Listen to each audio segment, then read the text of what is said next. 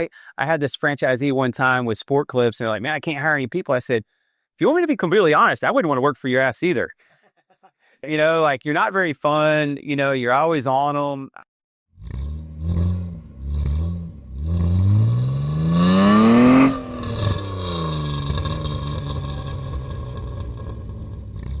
I said, it's amazing how some of the businesses that you're involved with are preserving kind of the heritage that's in the Franklin Brentwood area.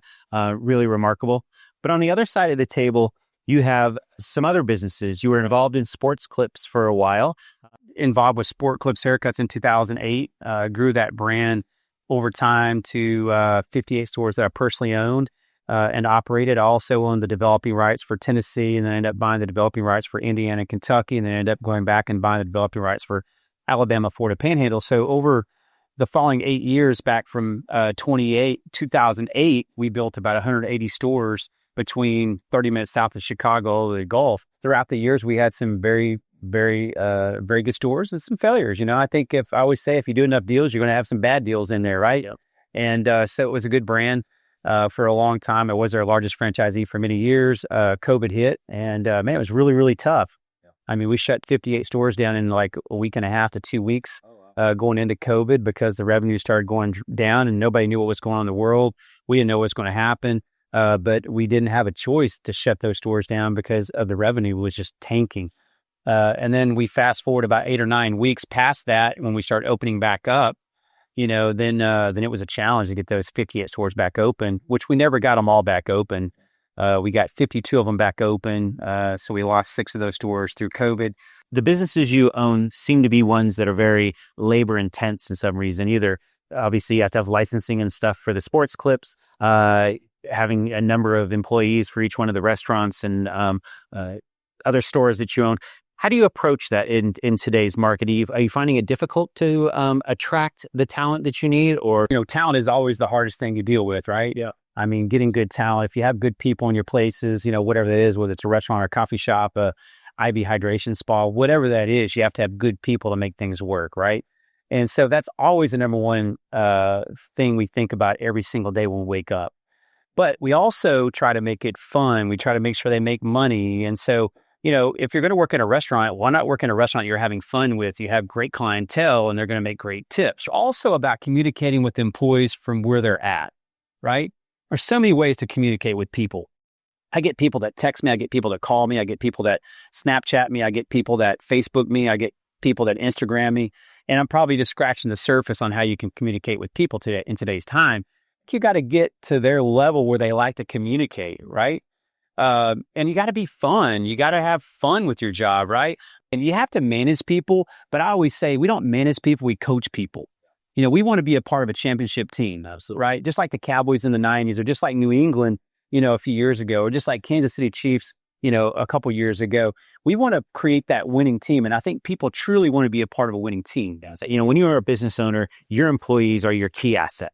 If you don't treat them as an asset, I know so many businesses today, we hear in the general news about layoffs everywhere and stuff like that. And obviously there are times that has to happen. Right. But that to me has to be the last thing you look at, because you've put the time and effort and money into an employee. And it's just so critical. Like you said, how do you make that environment so you work together as a team, not just, kind of take, and then not be able to give back to them. And so I always say, let's take these C players and make them B players. Let's take those B players and make them A players. And we have to have them, help them rise to the occasion so they can be great. And sometimes they can, and sometimes they can't. Right. But we ought to also give them the chance to be great. And then the other thing is when you have a good quarterback, we call it a quarterback, whatever that person is in that store that's running that unit, right? Your general manager, your shift lead, or whatever that person is that you're calling that quarterback, just like that Tom Brady or Peyton Manning, when they were on the field, they were coaching, right? They weren't just calling a play.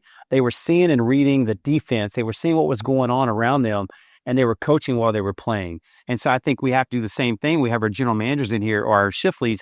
They have to coach throughout the day nicely. Some of these kids or people don't know how to do it, and you have to teach them how to do it. We take so many things for granted, right? And we have to explain, and we have to coach, and we have to over-explain to make sure they understand exactly what our expectation is. sometimes you have to slow down and, like you said, explain, and explain it again so that you really give them the opportunity to learn from, our knowledge of being in the business for so long. One of your newest endeavors, Seven Brews Coffee. Yeah, coffee, yes, sir. I know, obviously, they're everywhere, it seems like, all of a sudden. And you guys are down in the Georgia area. I got to visit a couple of your grand openings. They've got cars down the street, police directing traffic. The success seems just phenomenal. Talk a little bit about that. Like, what got you there, and what are you seeing as kind of the obviously, I personally would think that the beverage market might be saturated, but it doesn't seem like that's the case. Well, I think any market you get into is very saturated, right? Whether it be haircuts, there's a haircut place across the street everywhere you go. I mean, if you want to be in the restaurant business, there's restaurants everywhere you go. And so I think what you have to do is you have to do it better than everybody else, right? You have to have a better quality product. You have to have a speed of service, especially in that coffee spot. And I think we do both those very, very well. But we have a very good product. We have a very fast service to get you in and out. That's what most people want. They want a good product very fast. They don't want to have to wait in line for 10, 15 minutes to get a cup of coffee because you're probably trying to get to a meeting or trying to get to work or whatever that is you're going to. And so we want to make sure we're focused on that. Johnny, one of the things that I know visiting several of your Seven Brews is your staff seem to be just delightful. I know you talked about coaching them and bringing Southern hospitality to kind of anything you touch. Can you talk a little bit about that in the franchise model and kind of bringing that Southern hospitality in? I don't know that it's the difference between a franchise model and non-franchise model. I think it's all about the leadership, right? I think it starts with me and it starts with my team and making sure you're kind to people and nice to people. And you teach the team on how to say yes, ma'am, and no, ma'am, and yes, sir, and no, sir, and please, and thank you. It's not really that hard. You just have to do it, right? And so I think when I'm in the stores and I'm hustling with the group of whoever that is in the restaurant or the Seven Brew or whatever that is, I got to lead by example. Yeah. And my son, both of my boys work in my business, and I think they do the same thing. They always talk about being kind to people and helping people. And I always talk about, we don't know what that guy or gal's going through today, And so everybody has their own issues in life, right? Whether it be whatever, a family member sick or maybe financial issues. So we need to be kind to people all the time. And so I think it starts with me and my leadership team. And I think it carries throughout the team. I mean, we always say, hey, there's certain things you have to do to work in our group. Right. And if you don't want to do that, it's okay. And we don't not like you, but you have to do these things to work with us. Team. Yeah, no, right. I completely agree with you on that one. Recently we were talking about that, going like, you may not be the perfect client for us. Doesn't make you a bad person. Just says you're just not the opportunity, or we're just not the right fit for you today. Right. And like I said, that there's nothing wrong with that. You still treat people with respect. You still treat them nicely. And once again, you can still be friends, just maybe not business associates. That's exactly right. Absolutely. What's it like working with a community? Like, I know one of the things that seems like you've got a good community presence. People like your businesses for the most part. I mean, you can't put a huge blanket on everything, but we try to get back in these communities and really be a part of the community, whether it be a parade or whether it be, a little league baseball team or softball team. We try to be in these communities. We always try to give back. We always, if somebody asks us for a donation for, a silent auction, we try to give them a gift card. But more than that, we just try to be friendly and kind and good to people, right? And so I say in Franklin, like, everybody knows me. And so, I tell my staff, like, if we don't do a good job, they're going to call me. I don't want to be embarrassed, number one. But number two, I always say, if something happens, we're going to make it right. Curious, is there anything that you, as you look at entrepreneurs, as you maybe mentor, I have some young people that I often mentor in the entrepreneurial world, maybe a tip or the one thing that you would kind of tell them about starting businesses or being involved in it?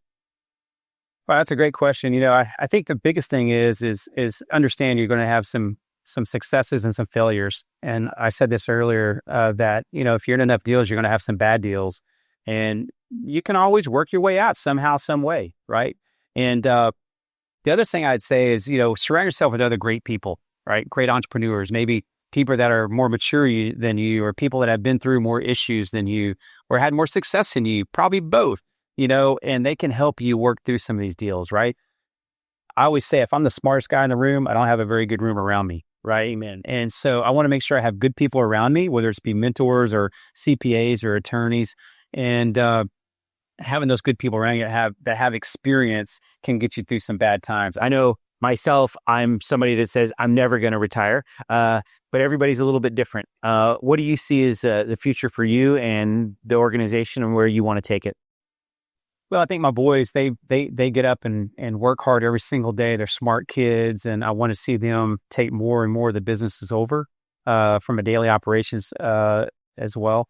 But I don't ever want to retire. I love being around people. I love being around the restaurants. I love being around the employees. And so hopefully I can take a little step back where I don't have to be there every single day, but can continue to work. I mean, my dad, he's 83 years old, and he'd rather be here than be at the house every morning, right? So he gets up, he comes down here and has breakfast, talks to people, and that's what keeps him going in life, right? And I hope to be that same way, and will be that same way as life progresses. So we should be expect to see you in a pair of overalls in a few years. Maybe so. Yes, sir. Yeah.